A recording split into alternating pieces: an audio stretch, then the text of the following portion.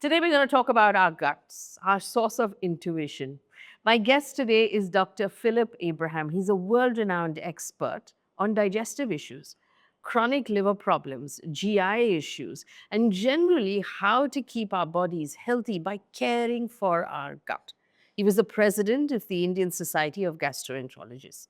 He's been very kind to answer all of our questions today. And this conversation is part of a series of collaborative conversations that we're doing with the PD Hinduja Hospital and Medical Research Center. Take a look at how you can eat right, hydrate properly, and live well to make sure that your liver, your gallbladder, and your gut is disease-free.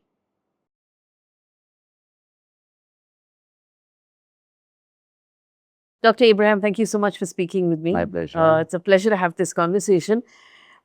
Your area of expertise is mostly digestive, gastroenteric, gut. Can you tell us overwhelmingly what sort of cases walk into your office on a daily basis? So if you look at the common practice in gastroenterology, and I'm one of those common people, is that about 50% of our patients have what we call or classify as functional bowel disorders. Okay. So, that's something that people have neglected because it's not dramatic, but the rest of them would be formed by inflammatory bowel disease, liver diseases, and I think between them, they form about 80-90% of our cases. But functional bowel disease, like we say, that means non-structural conditions which harass the patient but is not a life-threatening condition. Yes. Forms a good part of our practice. So this basically means that there's nothing wrong with the structure of the gut. It's how we're using it.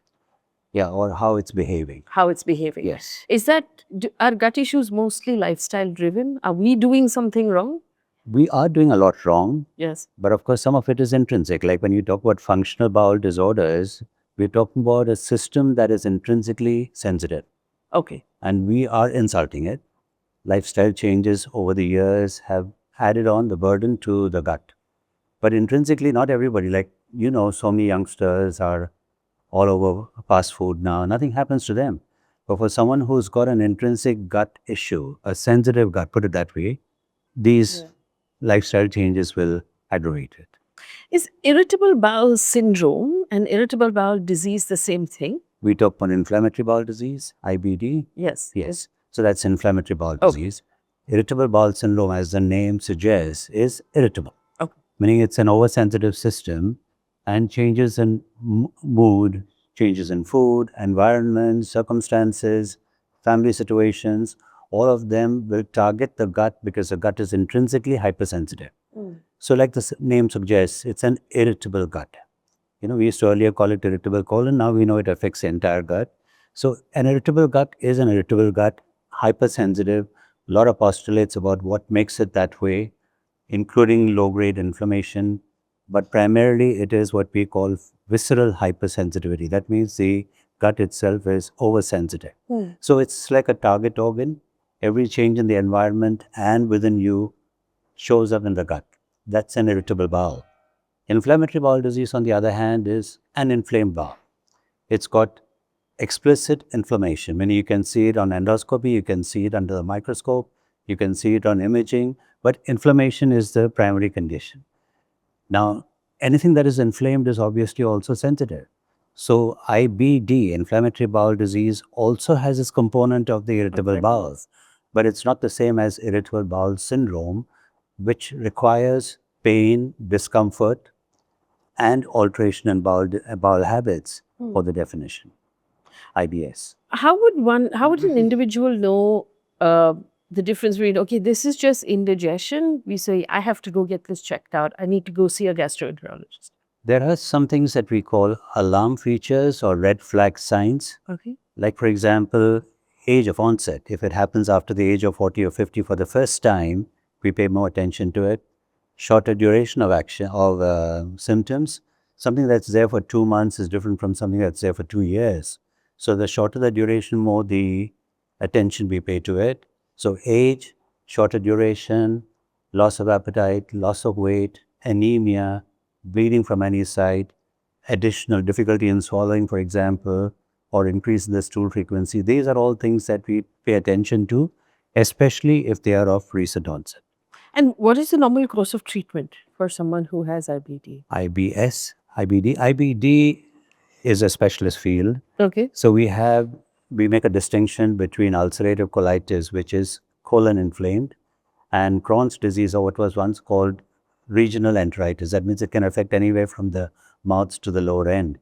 Both are inflamed, both have different manifestations, one small and large bowel, the other only large bowel. So the latter has more of bleeding as a manifestation. The treatment for all of these is primarily anti-inflammatory.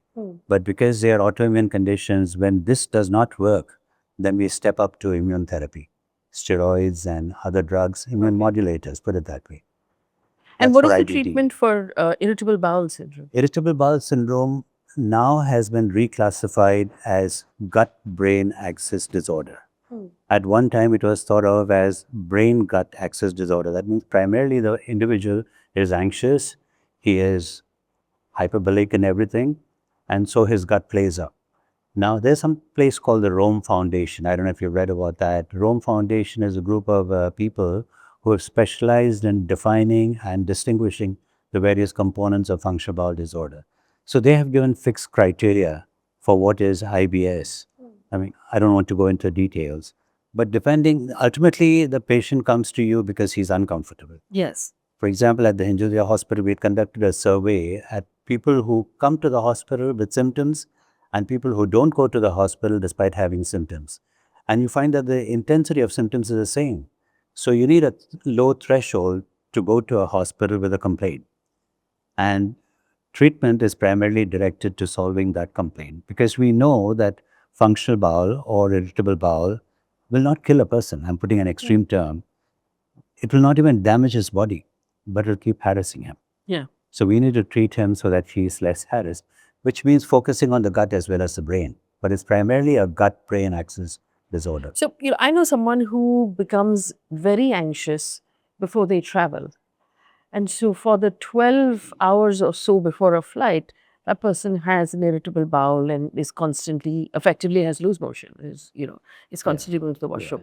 So how do you treat the anxiety or do you treat the bowel? It's not really our domain to treat the anxiety, Yes. but at least the first level treatment, we do that. Which is what? Especially drugs like amitriptyline, for example, or chlordiazepoxide. I don't want to go into technical details, but these are drugs that we can handle comfortably. I know a fellow gastroenterologist, not in our hospital, but elsewhere, who even go up on the hierarchy of treatment. But we generally, after we cross a threshold, at least in my department at the Hinduja hospital, both at Mahim and at Khar, after we cross the threshold, we get the psychiatrist involved. Now, unfortunately, there is a phobia about the word psychiatry in India. Do you think I'm mad? That's the kind of attitude that they had. Yeah. But someone who needs treatment for the body can as well need treatment for the mind. So while we take care of the anxiety, we also have to take care of his symptom. If he has to visit the washroom several times before going to the flight or going on flight, we first need to control that. Only that will make him comfortable. So it will all be symptom-based, put it that way. What is the connection between the gut and the brain? Could you explain that to us? All right. There's a lot of connection, which is what keeps us in business. For one thing, the gut has been a neglected continent for a long time. Today, we are attributing all diseases to the gut. Really? Yeah. Right from Parkinson's to dementia to peripheral neuropathy to alcohol use disorder, everything, fatty liver, everything is now being attributed to the gut, which I think is an overkill. Okay. But yes, it does play a central role. Ultimately, that's the one source of intake for the body. Apart from the respiratory system, where air goes in, everything else goes in through the mouth, isn't it? So our exposure to the environment is primarily through this source alone. So yes, it does have a... So when you say gut, you mean from mouth to the lower end. to the lower end, all of it. Yeah. It's not just the Small intestine. intestine. No. In fact, people use the word stomach to refer to the abdomen. Yes. But the abdomen is more than stomach. This is a technical distinction. For the layperson, stomach is the abdomen. So the expression of what does your gut tell you? Yes, that's so correct. So what should we be listening to when our gut is talking? That's a difficult question to answer. I would prefer, for selfish reasons, to say visit your gastroenterologist. But otherwise, yes, if your gut sends you a wrong signal, you target the gut first.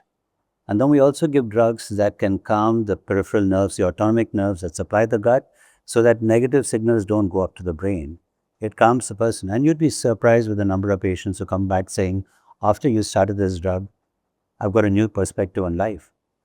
So the gut does play a huge role. The other way around also, when somebody is going for an exam, for example, Mama, I want to go to the washroom one last time. I mean, with due respect to all the people here, but that's the way it is. You're facing an interview or you're going for an exam and you want to go to the washroom. So that's the brain gut axis. The irritable bowel is the other side of it, the reverse side, where the gut tells you that things are not good. How do we take better care of our gut? Because we talk about caring for the heart, and we talk about caring for our joints, but we rarely talk about caring for our gut. Yeah. For some time ago, maybe about 30 years ago or 25 years ago, nobody paid attention to the gut. No one wanted to look at it. Today, we're so busy at Hinduja Hospital that those guys ask us whether you want to wind up and go home, because a lot of it is ultimately the gut. So people come to us with so many issues, but primarily it's a sensitivity of the gut that keeps troubling them. What can we do? Easier said than done. Relaxation techniques, de-stressing, taking a holiday when you want to, eating the right kind of food, sleeping on time. All these are things that have become negative now, with society having changed what it is to what it is now. So you have people who are living by American time, for example. Yes. There are guys who go to sleep at 4 in the morning and wake up at noontime because they have to handle clients elsewhere in the world. So that's one of the drawbacks of having this global village problem. We're not living for ourselves anymore. And corporate profit is the bottom line. It doesn't matter whether I'm happy or not, as long as my bosses and the corporate are happy. Who changed?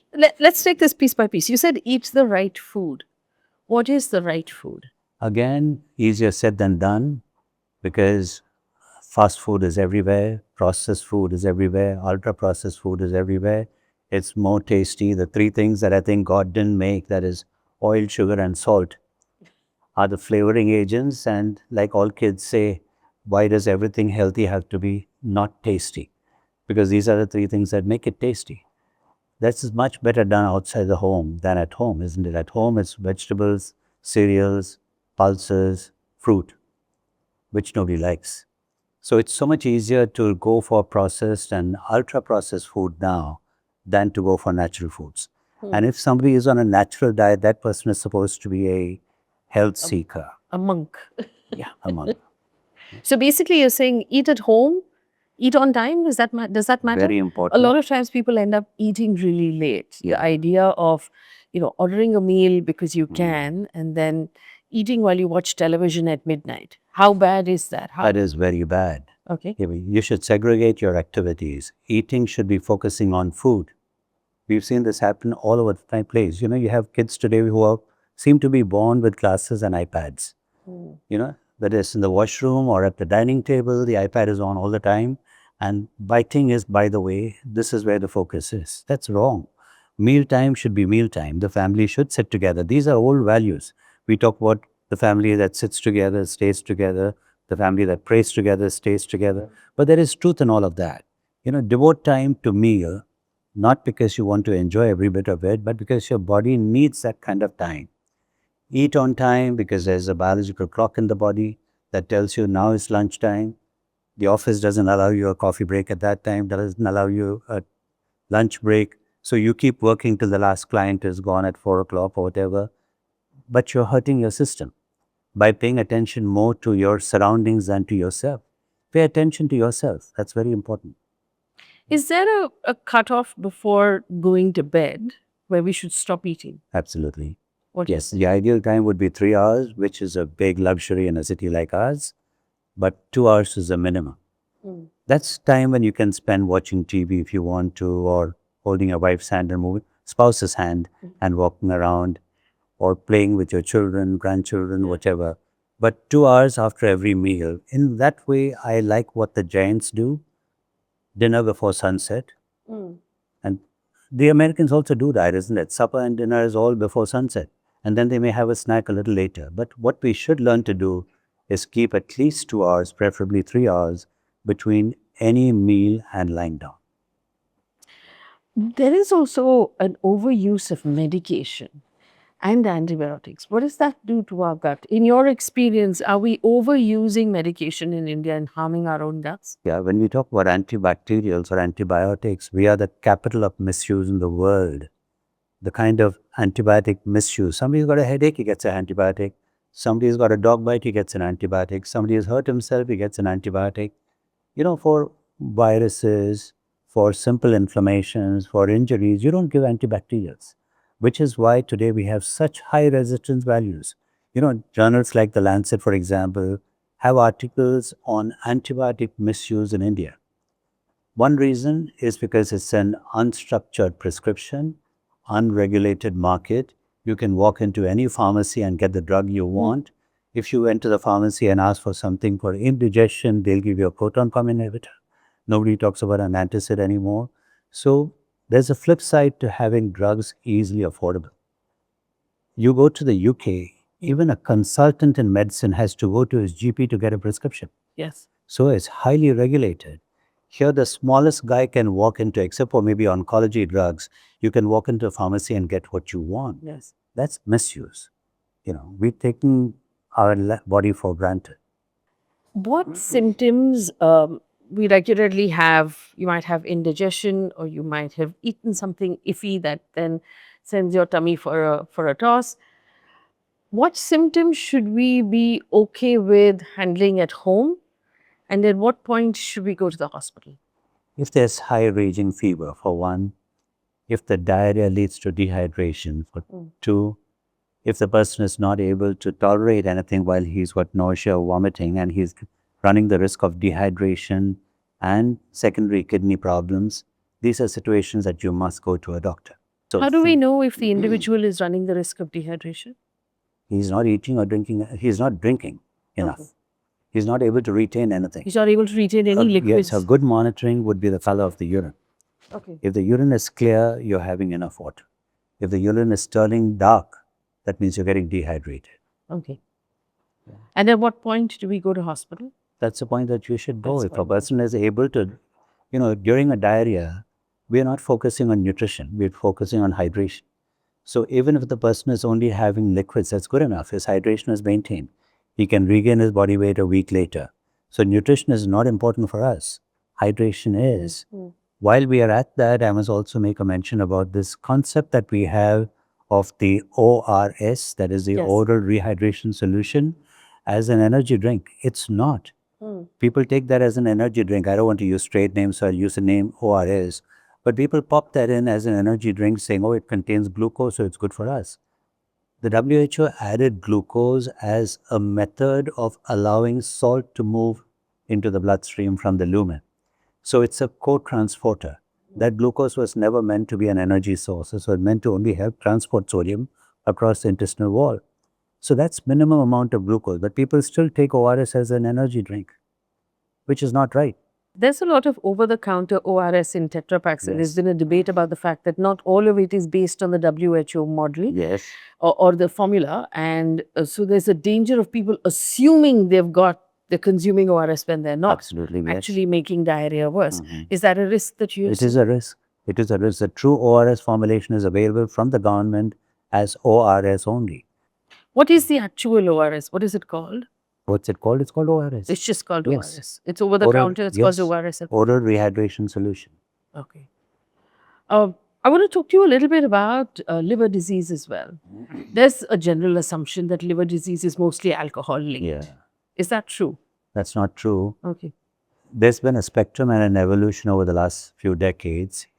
About 25 years ago, it was hepatitis B and hepatitis C, when we didn't even know these viruses existed, and then we didn't have the drugs to treat them. Now we have drugs to treat all of them. And at least in my practice at Hinduja Hospital, which is a Pinnacle hospital, but at that level, we hardly see 1 or 2 cases of hepatitis C per year.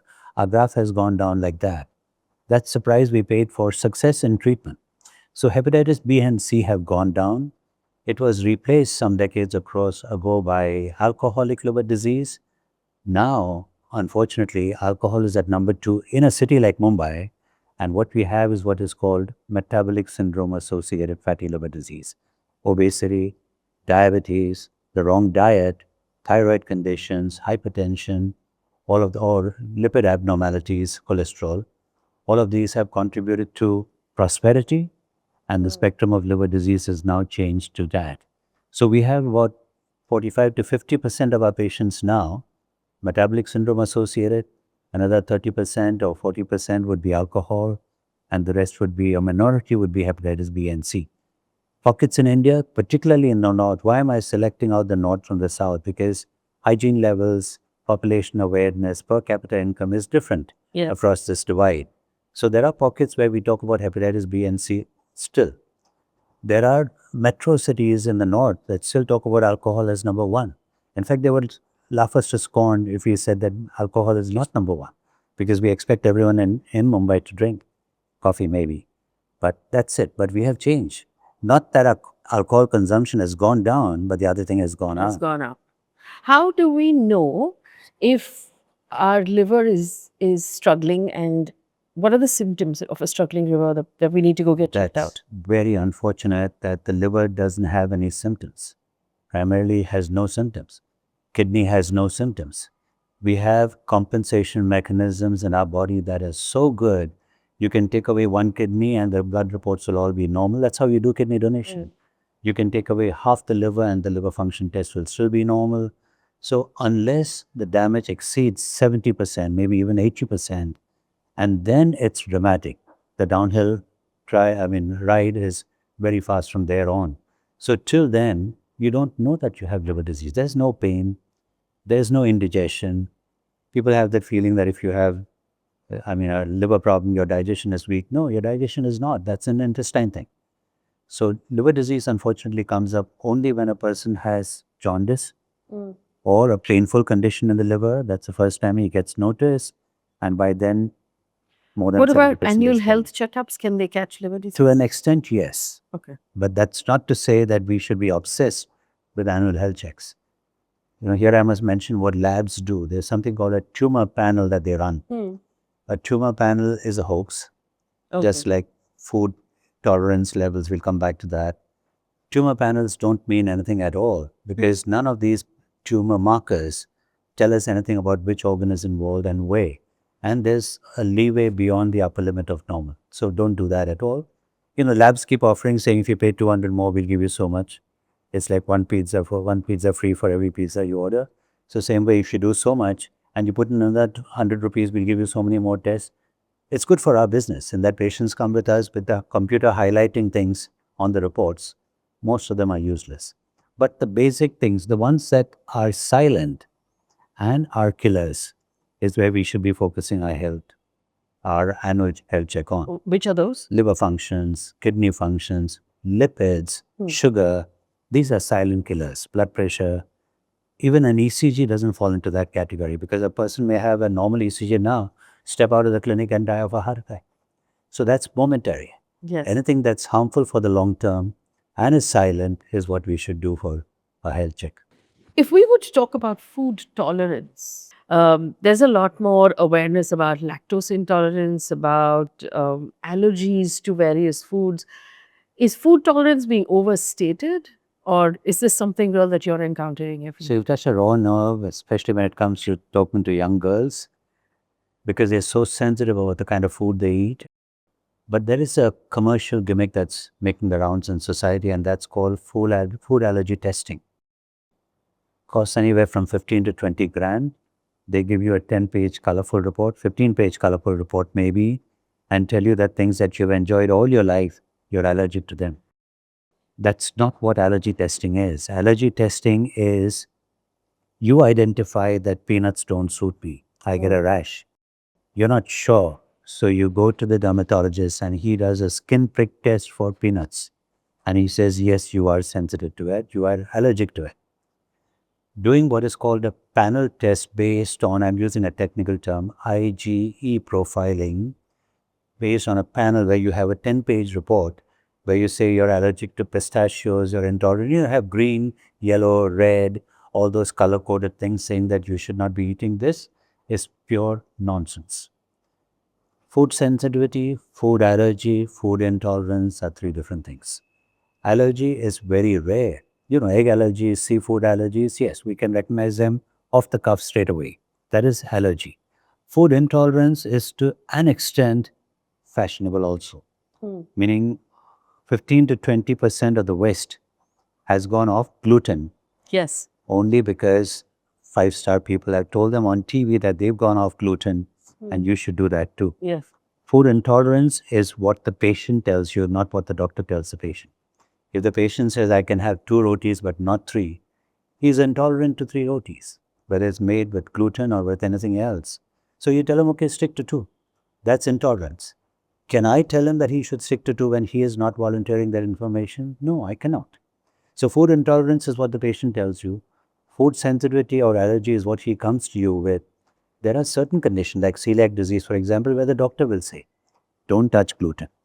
But that's less than 0.1% of the population.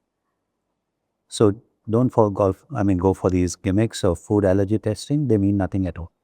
Would you say, would it be fair to say that when we talk about listen to your gut, it actually means pay attention to your body's response to what you've eaten.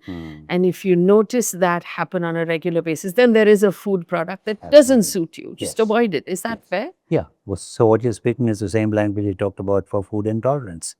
You would notice that this is as much as I can have. Taste apart. But you notice that I cannot have too much of beetroot or whatever else. If I exceed this amount, I can have so much of brown nuts in a day. If I take more than that, I'm not good at it. It gives me gas bloat. You recognize it. And if you're in your senses, you would know that you won't eat more than that, isn't it? Yes. There are these ideas of detoxing your gut. There's an Ayurvedic process as well that people tend to do. Is that necessary? Do we need to cleanse our gut? Is our gut self-cleaning? Yes, it is. Does it need cleaning? Yes. You're speaking the language that I've been speaking for years. I don't want to get into Ayurveda and their oil therapies and detox therapies and all. There must be something to it because it's through the test of time. It's been there for thousands of years. But colon cleansing. Yes, colon cleansing. Fashionable. Yeah. I want to ask them just one question. Which animal goes for colon cleansing? No one, right? The body has its own cleansing mechanism. We call that, in fact, the housekeeping function of the gut. The time between meals is the time that the body is cleansing and preparing the gut for the next meal. And it's doing that. You see that every morning in the washroom, isn't it? It's doing that. It's cleaning out all the toxins and throwing out what it doesn't digest. That's it. That is the cleansing. detox. That's it. Yeah. And your small intestine is empty all the time. Your food pipe is empty all the time. What more can cleansing do? But it sounds attractive. You get rid of all the toxins. You're detoxified. So you feel good. Is there damage that can be done by unnecessary colon cleansing? So-called hydrotherapy. Yes. Yeah. To me, is damaging. You're clearing out not just the rubbish, you're clearing out good bacteria as well. We have trillions of bacteria in our intestine. They're there for a reason. They help the digestion. They help to keep the place away from pathogenic bacteria. So we need those bacteria. What are we doing by cleaning the colon of all of those bacteria? Nothing at all. So hydrotherapy is too much. Should we be, and there's one idea of intermittent fasting that can, one meal a day that can be taken to a certain extreme. But should we be giving our gut a break by spacing out meals? Does that make sense? It makes sense theoretically. Yes. What we should do is have our regular meal timings, breakfast at breakfast time, lunch at lunch time, dinner at dinner time. And if you want an evening snack because you're hungry, you can have a light snack at that time. If you stick to where your body tells you or your stomach tells you, I'm using that term, that you're now full. Even if you like the food on the table, don't overeat. If you stick to that, that's healthy. You'll be fine. Yes. Intermittent fasting, there is science to it also for weight reduction. Not for staying healthy. You don't need intermittent fasting. Eat on time and eat till only what your body tells you should eat. Do probiotics work? To an extent. Okay. Again, a lot of hype over it. There is experience from Japan, for example, in the neonates where they give a probiotic for the first 2 years to prevent a particular type of necrotizing colitis. enterocolitis. But that's an exception because they used to have a lot of it. Here, probiotics, there's a lot of misconception about probiotics. For example, you can market anything in the market today, and if you think it happens only in India, no, it happens in the West as well, where you have shelves full of so-called health foods. Yes. Yeah. So probiotics, anybody who puts a bacterium into a capsule is marketing a probiotic. There are WHO criteria for what should be a probiotic.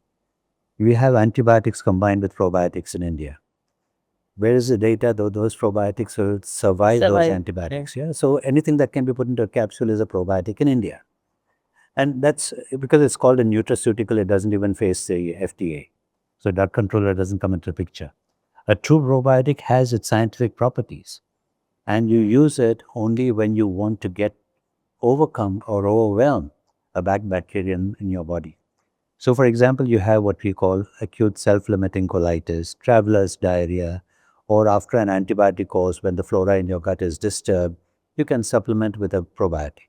You may even get over an acute attack of an infection with a probiotic. That's it. But when we talk about probiotics as a style statement or a health statement for life, remember that although the numbers sound impressive, every capsule contains 5 billion. What is 5 billion in hundreds of trillions in our gut? See the number of additional zeros there, you know? You can't make a dent in your gut flora with a probiotic a day. So as a health statement, it's no good. Having said that, I should also say that you cannot switch between probiotics. Probiotics are health bacteria by definition. If today you don't have a lactobacillus available on the shelf, you cannot replace it with a bifidobacterium. You're starting from zero. So we're talking about a probiotic for life should be the same species, same strain all your life. Otherwise, you're starting all over again. So who does that? So traditionally, I mean, there was the idea that your dahi, the dahi that we have at home, or fermented foods like your dosas and your idlis have a certain amount of probiotics in them. Will that do? Does that work? Part truth. It's partially true. Isn't everything though? It isn't everything, yeah. Because curds, for example, prepared at home. How do you prepare curds at home? I'm asking a lady. Yeah, I should you know also. warm the milk and you put a spoonful of the That's old curd right. and then you set it Correct. aside. And if your curd is not there, you ask for the neighbor's curd, or you squeeze a little lemon into the milk and it curdles, and that's your curd, right? Now, all of these have fermenting bacteria in them. That's what makes a milk curd. You'd be lucky if that fermenting bacterium also has a probiotic effect. Okay. There's no guarantee to it. So while curds are healthy, they're not necessarily probiotic, which is why companies market probiotic curds.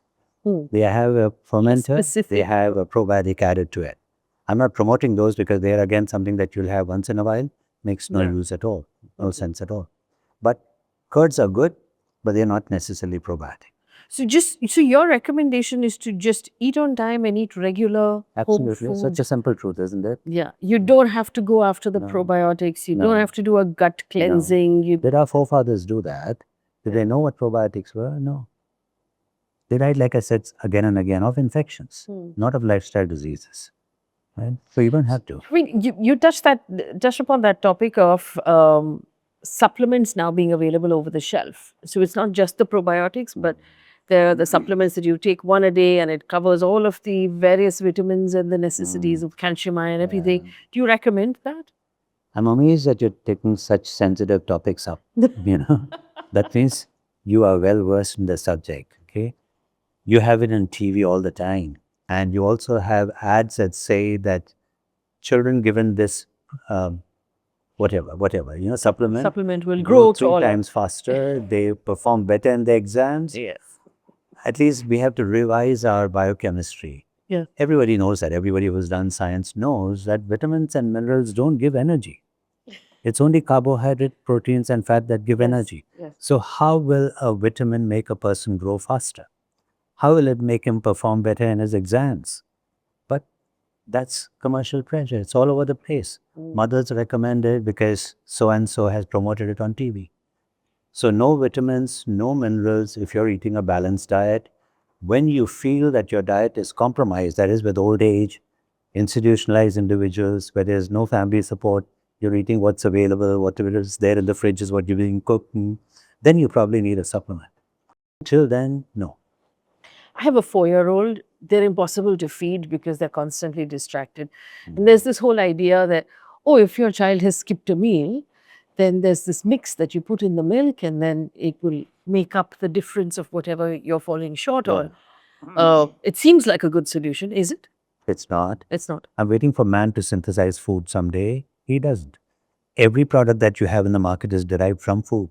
Why don't we just give them food? So for someone who's fussy, maybe for a growing child who is very fussy about what he eats, you may add a supplement to take up his protein to 1 gram per kilogram or more than that for a growing child. But that's only for someone who's fussy. If a child can be convinced to have food, you don't need a supplement. You don't need a supplement. I've been waiting to ask you this question. I waited till the almost end. GLP-1s, which have now become so popular, and because the patent has expired and they are available at a fraction of the price compared to the global price, we now understand that Indian brides are taking GLP-1s to lose weight before the wedding. It's no longer explicitly linked to metabolic conditions. What is your opinion on the use of GLP-1s for weight loss? It's not weight loss, it's weight gain for the corporate sector. For the individual who is doing that, it's an escape route. I have asked this question to experts who have worked on GLP-1 around the world, saying, where would you position this drug? Would you take it as an alternative to diet and exercise? Or would you use it only when diet and exercise are not possible or are not working? And their answer is, we don't know. Now it's become a shortcut. I don't have the time to take a walk in the evening. I don't have time to exercise. I must look pretty. Look at the other female, other lady. She's so much slimmer than I am. So it's a shortcut. 1 shot a week and you lose weight. Today the bariatric surgeons will suffer because there's a non-bariatric surgery available on over the counter. So people are going to use it as an escape route. It should be positioned very carefully to only those who cannot or who have exercise and doing diet control and still are not able to lose weight. Unfortunately, everything is OTC in India. As a gut expert, do you worry that the overuse of these drugs will cause almost a pandemic level issue with guts around the country? Yeah, it may not cause so much gut disturbance, but it's going to make a whole society of lazy people. You know, everything is sold when the US FDA, the Indian FDA follows the US FDA. So anything that is approved by the US FDA is blindly taken up in much of Asia, all right? No trial extends for 20 years. The trials are all, once it's in the market and marketable, the trials are all for a year, 2 years, whatever. We still don't know what it will do 15 years from now. We still don't know what will happen when you stop these drugs. Will the weight bounce back? We don't know. We don't know the long-term consequences of everything artificial. So nobody is going to look at what's happening 20 years from now. We're all looking at beauty figure a year from now, and that's it. We talked about fatty liver. For someone who has discovered that they do have fatty liver, what lifestyle changes would you recommend to be able to bring it back before it's too late? Again, unfortunately, I tell my patients that too. If I write on paper no medication required at present, one thought that will cross his mind is, why did I pay his fees? He is not prescribing me anything, right? What I tell them is fatty liver doesn't need medicine. Fatty liver is control of the causes of fatty liver, which means central obesity. A person could be fat here. It won't affect his liver so much as having fat here. So central obesity, diabetes, high cholesterol levels, high lipid levels, in fact, and lifestyle, hypertension, thyroid, control all of these. These are all contributing factors to fatty liver. What the doctor can treat is only the reaction to fat in the liver. He cannot treat the fat. There's no drug available to mobilize fat out of the liver safely. We can, when the liver tolerates the fat, we have a margin on which the patient can work on reducing that fat. When the liver cannot tolerate that fat, it gets inflamed and then gets scarred over time and then leads to cirrhosis, which is the #1 cause today. That cycle can be broken with medications. So we monitor them for surrogate markers to see if there is any adverse event happening in the liver, and we treat that while the patient takes care of the cause. I don't know if obsession is the right word, but people are really focused on their protein intake. As a specialist, do you recommend that we should all be looking at our protein intake? We should be measuring per kg of, body weight, how much protein we're taking? If you have a balanced diet, you've got enough protein in it, We've got enough protein. including the vegetarians. Oh. They're worried that they don't get enough protein. They get it from their pulses and paneer and soya. They get their protein. We haven't seen vegetarians as a whole being thinner than non-vegetarians, isn't it? They have their muscle mass. They have their bone density. Everything is there. So if your food is good enough, people take protein bars, yeah, more because they are a poor source of calories. So if you stay on a protein bar, you lose calories. It helps with your weight control, but it's not a health statement.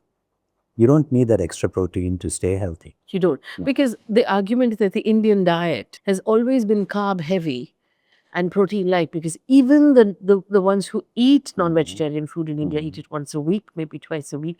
It's not like the West. So you don't believe that there's a need to modify that? No. And now that you say it, we'll take a little offshoot. Yes. Whey protein in the gym. Yes. Everybody swears by whey protein, and outside gyms you have stores with 500 brands of whey protein.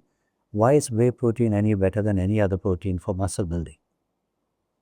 It's sold, isn't it? Same way, if you have protein in your diet, and you do, because that's how you live to 70 or 80 or 90, your body is taking all the protein it wants. And remember, if you take extra protein, the body is not just going to make your muscles bigger and bigger. It's going to store it as calorie source. Yes. So it will get stored in the liver, although the conversion is much less, as carbohydrate and fat. It will use all the protein it wants to for your muscles, and the rest of it is stored as a source of energy. So you can't have only muscle building happening if you keep taking protein. Yes, it replaces your calories. Yes, carbohydrate and fat are definitely richer sources of calories. So you cut down on your calorie intake by taking more protein. That's all. As a gut specialist, how important is it for us to consume enough fiber? Very. So it all depends on your fiber intake. The more fibers you have, the more frequent your bowel movements, and that's what keeps the bowel cleaned. Frequent is better? Sorry? Frequent is better? What is A good what is clearance. ideal in your opinion? The average Indian, like we've conducted surveys from Hinduja again, national surveys, where the average Indian, 60% of Indians have one bowel movement a day. Another 40% or 35% have two bowel movements a day. That doesn't make that balance 10% unhealthy. They may have one motion every 2 days. They may have 3 motions a day. One when you wake up, one after your breakfast, and one when you come back from the office is normal for him. So, but the average for Indian is 1 to 2 bowel movements a day. What is the best form of fiber intake? How do we make sure we're getting enough fiber? A good helping, 2 helpings of vegetable, and at least 1 fruit a day should be. Vegetables raw, cooked, doesn't matter? Doesn't matter as long as it's safe. Okay. If it's cooked also, it's all right. If it's raw, of course, make sure that it's clean. If there was a misconception about the gut you wanted to clear up, what would that be? Something you want to tell everybody that, listen, you've got this wrong. Yeah, eat healthy. That's about all. Eat on time, exercise. What is eat healthy? As less of processed food as possible. More of natural foods, that is vegetables, cereals, pulses. If you're a meat eater, have meat, no problem, but keep off the animal fat, keep it to the minimum. White meat is safer than red meat. Fortunately, in India, red meat is expensive, so we don't eat it like the Americans do. But red meat has got a bad name because they keep that as the center of their table. For us, it's white meat predominantly. For those who have it, keep off the animal fat. So fibers, cereals, pulses, meat if you want to, but lean meat, white meat preferred to red meat. Exercise adequately, sleep a minimum of 7 hours. 6 hours is what we manage today in our busy schedule. It used to be 8 hours when we were in school, but the WHO has revised that to 7 hours now. But at least sleep those 7 hours. Don't watch any screen for at least an hour before you get to bed. WhatsApp, even in bed, it makes that sound and you're looking at your screen. Don't do that, please. Switch off the lights, sleep peacefully. These are all the health measures which are good for the gut as well. Hydrate? Sorry, hydration. That's one point you brought up, which is very important. At one time, we thought of that as the number one requirement. I mean, we thought of fiber as the number one requirement. Today, we're talking fluid intake as the number one requirement for a healthy gut. And when we talk about fluid, we're talking about water alone. We are not talking about tea, coffee, alcohol, soft drinks, none of those. All of those are osmotic. You drink a cup of coffee, you'll pass more urine than you drank coffee. So it's a diuretic. You're not hydrating, you're dehydrating yourself. Have your coffee, no doubt about that, but don't include that in your water intake. For those of us who are in the corporate office, keep a bottle of 1 liter, 1.5 liter next to you and make sure that you finish it in the day. And then have enough fibers. And take a walk every day. One component of our digestive system we didn't talk about was the gallbladder. There are more instances of gallbladder stones, people having to take out their gallbladders, bile duct issues. Are you seeing more people develop these issues because of something we're eating differently now? So I'll modify that sentence a little bit. We are seeing more people with gallstones. Okay. Not because the incidence is going up, but probably also because we now have better detections. So when we were students, my residents call it the dinosaur age. When we were students, we didn't have ultrasound. So the standard treating was female, above 40, fat, multiple pregnancies, that means fertile. So FFFF are the ones who have the gallstones. Today, everyone's getting an ultrasound done as part of their health check. Corporate health check, for example, includes an ultrasound. So we're seeing people at age 15, 20 also with gallstones. So that is genetically determined to an extent. Okay. Right? Can we do anything to prevent that? Does that mean that the incidence is going up in the society? No. We don't have concrete evidence for that. We definitely have much detection, much better detection modalities and much more frequently implemented detection modalities. So we're doing more ultrasounds now and so many incidental gallstones. People come to us because a gallstone was found on the ultrasound and a health check. What should I do? There are surgeons who will say, get it taken off. And the argument is very simple. The likelihood of the gallbladder, gallstone creating a problem in future is 10 to 20% depending on your age. A surgeon's risk of performing a gallbladder removal is less than 0.5%. What would you like? Obviously, the logical answer is I would prefer to get my gallbladder out because the risk is so small. And I don't want to waste, look forward to a 15 or 20% risk all my life with the gallstones inside. Look at it the other way, the physician's viewpoint. And a lot of surgeons also agree with it, and it's the international guideline. If you take off 10 gallbladders where the patient has no symptom, 8 or 9 of them will be taken off unnecessarily. Yes. Because only 15 or 20% will ever get a problem with a gallstone. So and there's not even a recommendation to do a follow-up ultrasound on these for the size of the gallstone. So nothing to do with the size, nothing to do with the number, except extremes. The very small ones are the ones more likely to slip into the bile duct. The very big ones are the ones to inflame the gallbladder. What can a person do to prevent it from happening? Don't do intermittent fasting. Yeah, because that's a time when the bile remains in the gallbladder. And formation of gallstone depends on how much the gallbladder concentrates the bile. That is not in our control. The gallbladder over-concentrates in some and so precipitates sludge and then stones. In the others, it doesn't over-concentrate them. So we have no choice there.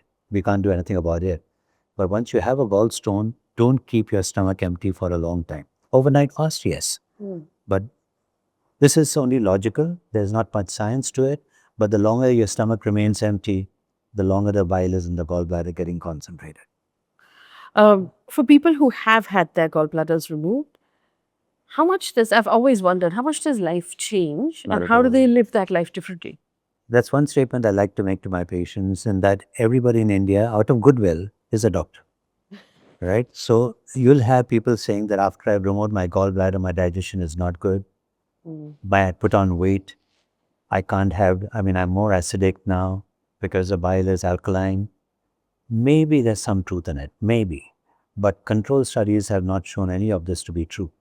Because removing the gallbladder doesn't reduce your bile formation. It only changes the site of bile storage. The bile is in constant circulation in the body. There's something called the enterohepatic circulation. It goes down into the ileum, comes back into the liver. So the amount in circulation is much more than the liver is producing in a day.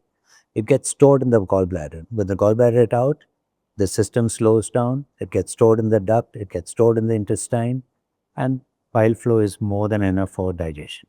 So it doesn't affect digestion in any way. Maybe, logically, maybe there's some truth in saying that because alkali is not being poured into the duodenum, I am more sensitive to acid. Maybe there's some truth to it, although it has not been shown to be scientifically correct. So that should never prevent someone from getting the gallbladder out if there is a genuine indication for getting it out. And we don't remove the stones, we remove the gallbladder because the fault is not with the stones, it's with the bladder. There's also the pancreas, who nobody talks about until it's too late. About The pancreas. the very silent organ. Yes. The only precaution you can take for it is either don't live in the tropics, which is not possible, and I'll come back to that, and alcohol. Unfortunately, for those who are genetically susceptible, even a single drink can precipitate pancreatitis. Is that truth applicable in all the bars that we see in India? No. People drink to their heart's content and nothing happens to them. They are the fortunate ones. But there's no safe limit for pancreatitis with the amount of alcohol you can drink. A single drink can do that. And in fact, we call it the morning after. A person has had binge drinking one night, he ends up with pancreatitis the next day. That's not to say that you should spread your drinks through the week. Then you'll end up with liver disease. But if you have binge drinking, you're more likely to get pancreatitis with that. You mentioned toxins in our food. Unfortunately, in India, we do know that there are still pesticides in use that are banned elsewhere in the world. There's food coloring in use that is banned elsewhere in the world. There are toxins that we put in our food for want of regulation, quite honestly. Yeah. How badly is that affecting our guts? Regulation in India is perfect. Implementation is not. Inspection is not. So you'll have big stores having red chili powder, half of it is chili, the other half is not. So additives are all over the place because we go by color and taste more than the truth in it. We don't know how much that contributes to bad health in India. Unfortunately, it's all over the place. And you just cannot say what is, when you talk about organic and we don't even know what organic means, where no pesticide is used, it's priced to the ceiling. Yeah. So who can afford organic on a regular basis except the celebrity? So that's it. The moment you give it the tag of organic, you can price it high and it doesn't come under any regulation. There was the question about water intake. Again, there's a lot of social media information about 4 liters, 5 liters. We see all of the influencers with these giant bottles of water that they carry around. Everyone's hydrating all the time. Is there, in your opinion, a limit or a minimum amount of water we should be drinking in a 24-hour cycle? Yeah, minimum amount, certainly. And the monitor for that is the color of the urine. If it's clear, that means you're well hydrated. But on an average, at least 1 liter a day, particularly because most people now have air cons all over the place in their car, in their office, at home, everywhere, so they don't sweat. So 1 liter a day is the bare minimum. 1.5 to 2 liters is healthy. It's healthy. We don't need more than that unless we're out in the fields and sweating away or doing some athletic sports and we're sweating a lot, then of course you need more hydration. Is it possible to overconsume water, to overhydrate? Again, like I keep telling, for those of us who believe in God, there's a lot of compensating phenomena in our body. So if you drink 5 liters, you'll pass 5 liters of urine. So you don't get waterlogged. But yes, for those who have compromised organs, you can overhydrate yourself. All right, doctor, thank you so much for speaking. Thank you. It's been a with me. pleasure. I really appreciate your breadth of knowledge and the kind of questions you asked. Thank you. Thank you so much.